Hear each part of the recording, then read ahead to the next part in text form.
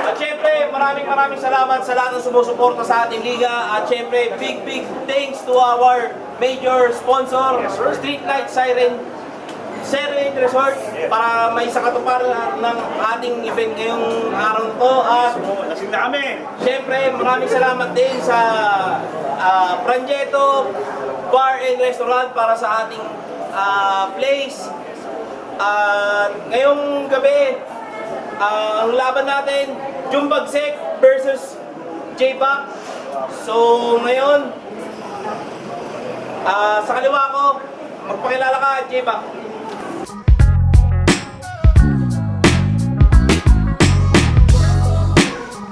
Yo, J-Back, galing pa ng Samar.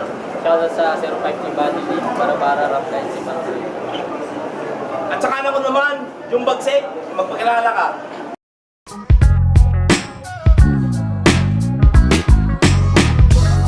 Yo, Jumbagsek. Shoutout kay OG Aloy ng Binangonan, Bigay Mamenyo, Greatify, Lifestyle, saka sa mga kuya ng kalsada.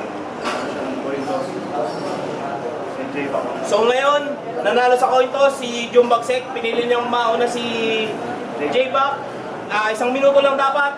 Unang balat, J-Back, go! Yo! Ha!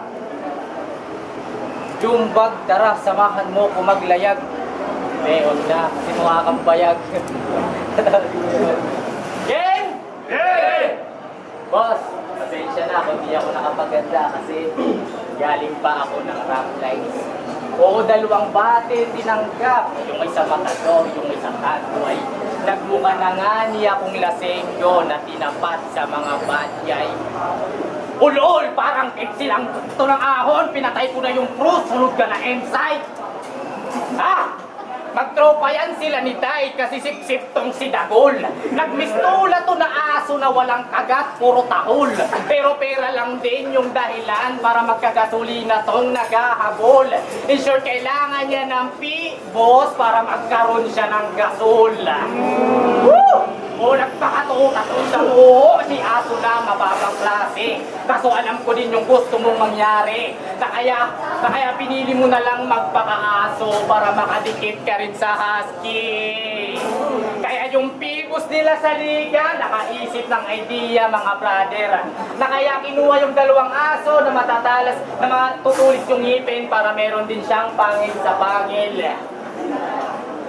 Para meron din siyang pangil sa pangil. Ngayon wala na yung PSP at biglang lumitaw tong Siren Rap Battle. Tropa niya pa rin yung pinaka-host at ito yung gumanap bilang si Badger. Kaso mawawala lang din tong liga at budget lang din magiging problema katulad ng ginawa mo na pagnanakaw after. Kasi kung ano yung problema dun sa puno, ganun din yung bunga mga master. Ganyan ang gumawa ng kwento, pati mga tao napapanay, sir. Hindi lang organ yung ninakawan pa yung organizer. Yeah! Sa simpleng patibong at saka setup na bisto tong animal na walang utak. 3 animal daw na mababangis sa antipolo. Iba't yung husky lang yung nakikita kong nakikipagpatayan dun sa gubat. Kaya yung bistado tong isa sa mga tropa, success ba yung una ko na mission? Parang luni na na-frame up, huli to sa bypass operation. Unang balat, Jumbagsek. Yo, gang! Hey! J versus J! Tignan natin kung sino ulong gugulong. Parang J Cool versus JZ. Tignan natin kung sino unang gugulong. Dahil yung J ko'y kawit ni kamatayan habang yung J mo'y kawit lang ng payong. Ako yung J na lulutang habang naglalakad sa alon. Silent game! Yeah! Ito na ba? Boss, ito na ba? Yung sabi nyo sa akin papatay, mahina tong waray. Panay-panay sa saksakin hanggang tumagas ang dugo na para bang salay-salay kikil patay. Mali ang pagdayo mo sa baryo ng Uragon. Bikulanong sanay sa daragang kahit sa dumayo pananayon. Habang itong waray, mahina, malambot at malambing. Matapang ka lang din kapag marami, parang kaibigan kong Muslim. Yo, Muslim, huwag natin idamay yung mga kaibigan natin sa ibang relihiyon. Ang punto ko lang balbon, tulad ng partido mo ngayon, di ka rin mananalo ngayon. Yo, partido, party list, Anwaray. Mga relihista na hawak palagi ng kawayan at yantok, mga nakikibaka sa kalsada na sistema daw ng gobyerno hindi malunok. Mga umaastang matalino sa kalsada, puro asa naman sa ayuda. Putang ina mo, huwag ka ditong makibaka. Kasi, mahina tong pinakapa nyo sa presensya kong dala. Yung apoy ko pula na, yung apoy mo asul na. Kaya pusta, sunog, yung dayo abo na. Magiging mistulang alaala ka na lang dito sa membrane, tang pinaka. Pangalawang banat, give up. Tang ina, puro diboto. Tang ina, hindi mo ako matatapos. Tang ina, yung angle nito, siguro isa ka rin sa BBM, ay si diboto ni Marcos. Gang! Siya si Jung Bagsik. Sik? Ano yan? Ginumbag ka kaya ka nagkasakit?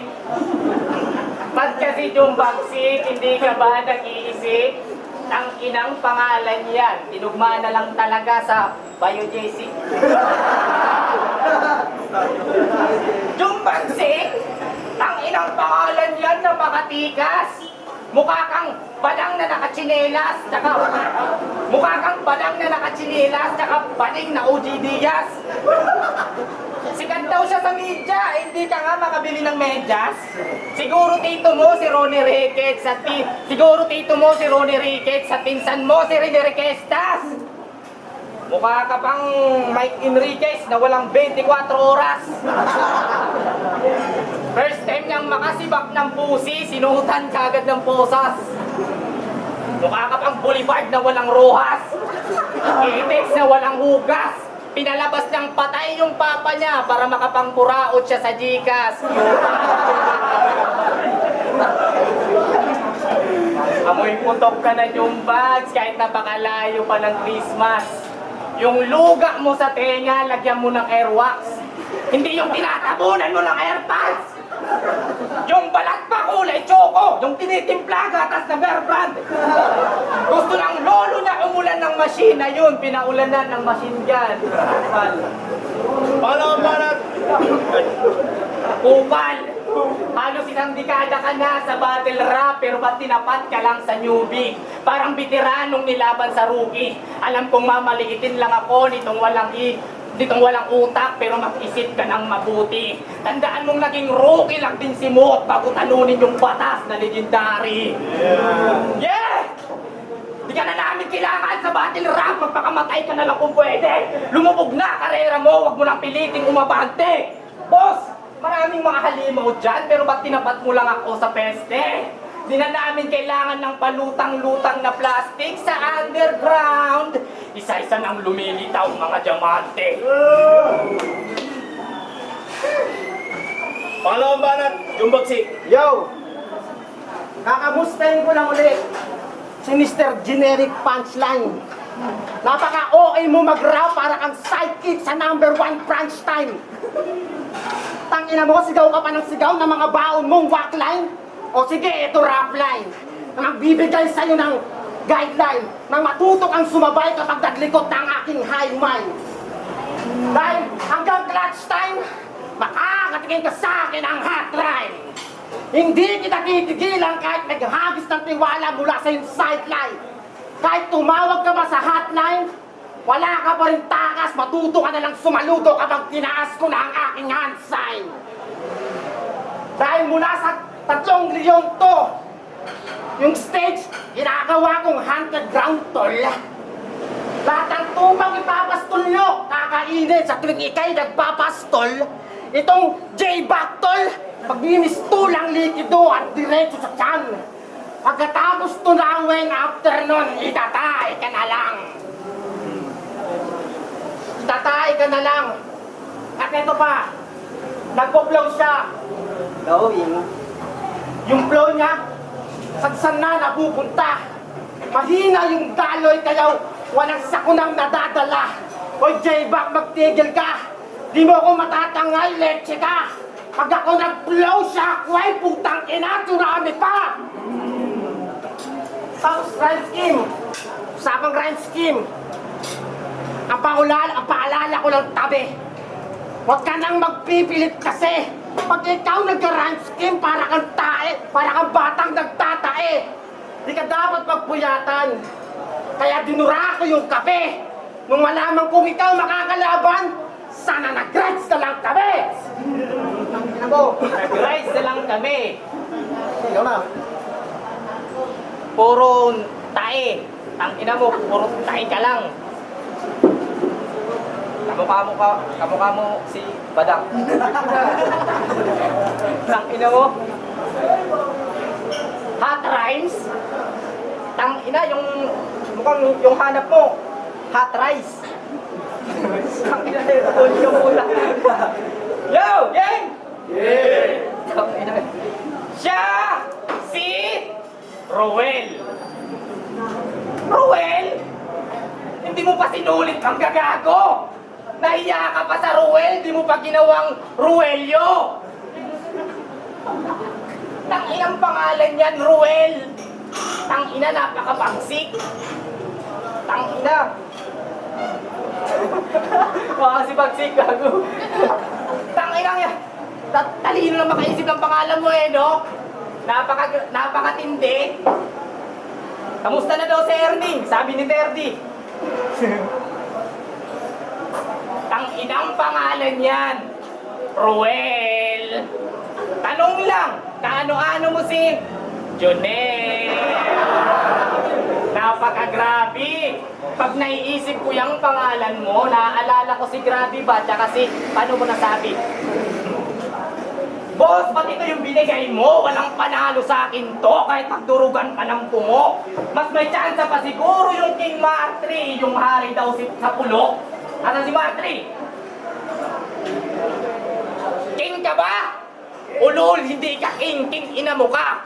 Mukha kang kengkoy at mukhang unggoy pa. Pag lumaki ka pa ng konti, baka maging si King Kong ka. Boysit ka. Kahawig mo pa si Babalo, pakshit ka. Yung mukha pa, hugis lapis, sakto lang na munggol ka. Sige, luk-luk pa. Ano? Nadawit pa yung matri, tipong yung sulat ko sa'yo naging alanganin. Sinubukan ko lang siya natirahin. Kinalabit ko lang yung matri, baka sakaling kumasa sa akin. Ah! 2014 pa lang, bumabatil na siya, o veterano yan si kuya. Kaso puro antipolo lang na area yung sinasalangan niya na liga. Sa antipolo lang, may bayak si Kosa na naduduwag na paglabas ng uta. Ayaw lumabas sa sarili niya na province, mahiya ka naman sa nanggaling pa sa probinsya. Kasi nung nawala yung ARBL, Antipolo Rap Battle League, nawala na rin itong diputa. Tapos nung nagkaroon ng SRBL, biglang balik kagad sa liga. Gusto netong palamunin na yung pagkain nakalagay na sa lamesa. Tol, mahiya ka sa ibang battle rapper dyan na ilang oras pa bumabiyahe. Utang pa yung pamasahe para yung pagmamahal sa kultura may pakita. Kasi sa tingin nyo, kung wala tong SRBL, babalik pa ba tong animal sa eksena? Malamang, hindi na. Baka maging member na lang to ng tambay sa eskena. Ngayon, biglang balik, talagang makapal yung mukha nito ni Reba. Sumikat lang yung wala ako na pera na ngayon. Ngayon, naghahanap na siya ng pera. Ah! At last, sige kung sakaling manalo man to sa akin sa mga pilit niya na rhyming at sulat na basta na lang na may raos, okay lang, basta yung judging, paki-XP lang maayos. Huling banat, Jumbagsing. Yo, sa Antipolo lang daw ako bumabiyahe. Masyado kang pabida na hip-hop. Tangina mo, baka hindi mo napapanood at tryout sa flip-top. Gang! Huling ikot na ng tryouts! Boss, ano pa ba ang dapat mong salain? Sa pinasa kong video, ano pa ba ang dapat mong suriin? Ako ang tinador mo dati! Ba't ganito ginagawa mo sa akin? Parang binalik mo lang ako sa dati sa pagkain ng rapper binibitin! Sige, andyan na yan. Okay. Malugod ko na lang tatanggapin Nakaluhod ka't sasampalin! Hoy, wag mo akong salingin! Patagdilim ang mata ko, buhay kang kakardihin! Bito ka, atay! Isa-isang atake. Pastay sa banatang horrorcore. Ito'y horror troll. Hidden goblin na mabasag sa iyong inner core. Hoy, pack you more! Suck my tour! Tasapin mo ang paboritong katas ni Lexi Roll! Oh, wait lang, tol. Over na ba sa multi? Dikit-dikit na linya na parang dreadlocks ni Marley? O baka gustong sakalin kita ng linya na parang si Paul McCartney? Hoy, J-Back Lucy! Ako yung bakaw mong kakampi! Sayang ang pagbaba mo dito! Di ka makakakuha ng magandang shot! Stephen Curry! Ha? Chansey Bilal on the stage! Umi-score ng 48! Over ba at accurate? O sige, ito 45 pero yung bala sa mukha mo nakalagay! Kablang basagad dugo, bakalat ng dugo, karong maldumal na pangyayari. Kaya sa SRBL, tol di ka nakasali. Ako na ang bahala sa padasal. Sana huwag kang maarte. Utang ina mo, lahat ng nanonood dyan sa banat mo, walang pake. Time! Yeah, para sa laban na yun. Yo, Siren, membrane tryouts, J-Back versus Jumbagsek. Ang resulta, 2-1 para kay J-Back. Tapos kay Jumbag. Yo, salamat kay yung Bagsik, mas malakas siya. Yo, salamat kay J-Box sa pagdayo. All goods. Talaga na ganda. Binoto ko si J-Back. Round 1, para sa akin, nakuha niya yun. Pareho ang lakas nung unang pasok nila, yung unang kalahati ng round 1, ang lakas pareho. Pero siguro mas nakadesenyo lang yung mga atake niya para kay Jumbagsik. Tapos si Jumbagsik, ang lakas din naman niya, kakaiba yung pyesa niya eh. Alam mo yung hindi kasi may babase mo na parang utay-utay yung punchline na kung saan niya pinapakawalan. Para siyang isang buo na parang i-score mo kasi naka-istorya. Pero si J-Back naman, parang iba't iba yung kanyang pinaghuhugutan ng atin. Pero kabuuan ng dalawa, pantay lang yung round 1. Pero slight edge lang para kay J-Back. Round 2 naman, siguro yun yung pinaka mahina ni J-Back kasi purong jokes yung kabuuan ng round 2 niya. May mga lumalanding at meron ding hindi. Tapos yun naman yung malinis na magandang round ni Jumbagsik na para sa akin malinis na nakuha niya yun. Ayun, sa round 3 nagkatalo. Siguro mas may lumamang lang na quality na punchline si J-Back. Kaya medyo nahihirapan kami na i-judge yun. No? Para kasi sa akin, sa ganung kadikit na laban, nagmamaterialize yung ni Jumbagsik, yung presence, ang lakas kung paano niya i-deliver. Pero siguro hinanapan ko lang siya ng talagang parang punchline na talagang yung hindi ko malilimutan matapos man yung laban. Siguro medyo kiniliti ako nung naitawid ni J-Back yung pagdating kay Martry na kinalabit. So hinahanapan ko ng gano'n na magpapantay sila sa punchline. Pero props kay Jumbagsik, ang lakas talaga ng presence niya mula dati pa. At para sa akin, veterano na yan, lupit. Pero J-Back ako, 2-1. Naso na binaw ko rin si J-Back. Para sa akin, punchline count lang, no? Nag-decision sa laban na to. Tikit siya. Hindi naman ganun kalaki yung edge kada round. Round 1, binigay ko yun kay J-Back. Mas lumalanding yung mga material na ginamit niya doon.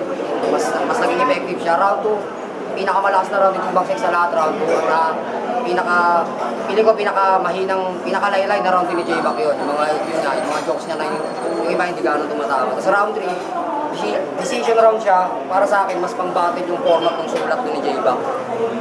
Tsaka tingin ko lumabang na si J-Back ng konti sa round 3 sa pagpili ng angle. Mas lamang siya ng konti. Mas marami siyang angle kaysa kay Bagsik. Yo, Balasik. Ako yung kauna kaysa isang bumoto kay Balasik. Sinakasik ko sa per round. Yung round kasi ni J-Back, talagang nakuha niya. Although sinabi na lahat yun ni Blasier. Pero sa second round kasi, doon na, nakuha yun ni Jun Bagsik. Yung stage present at saka yung quality rin ng pagdadala. Tapos yung round 3, doon kasi tikit siya, yung sinatikit ko din. Kaya medyo kasi parang may mga wala si J-Pac sa round 3 niya. Kaya nakita ko para kay Jun Bagsik yung round na yun. Talagang sobrang solid kasi nung laban. Kaya ang hirap talaga mag-decide doon. Kaya Jun Bagsik ako, 2-1.